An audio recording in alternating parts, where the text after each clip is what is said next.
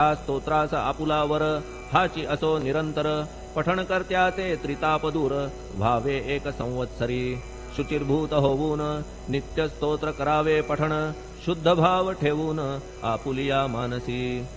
हे अशक्य असले जरी तरी प्रत्येक गुरुवारी सद्गुरुमूर्ती अंतरी आणून पाठ करावा तेही अशक्य असल्यास प्रत्येक एकादशीस वाचणे ह्या स्तोत्रास कौतुक त्याचे पहावया स्तोत्रपाठका उत्तम गती अंती देईल गुरुमूर्ती ऐहिक वासना सत्वरगती त्यांची पुरवून श्रोते हो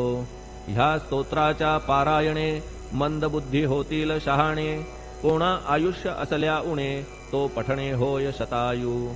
धनहीनता असल्या पदरी कुबेर येऊन राबेल घरी हे स्तोत्र वाचल्यावरी सत्य सत्य त्रिवाचा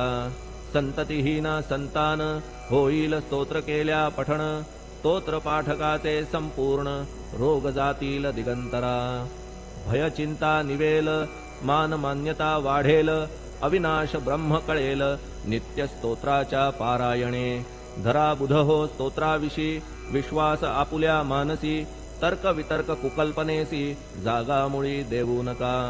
शिर्डी क्षेत्राची वारी करा पाय बाबांचे चित्ती धरा जो अनाथांचा सोयरा भक्त काम कल्पद्रुम त्याच्या प्रेरणे करून हे स्तोत्र केले लेखन मज पामरा हातून ऐसी रचना होय कैसी शके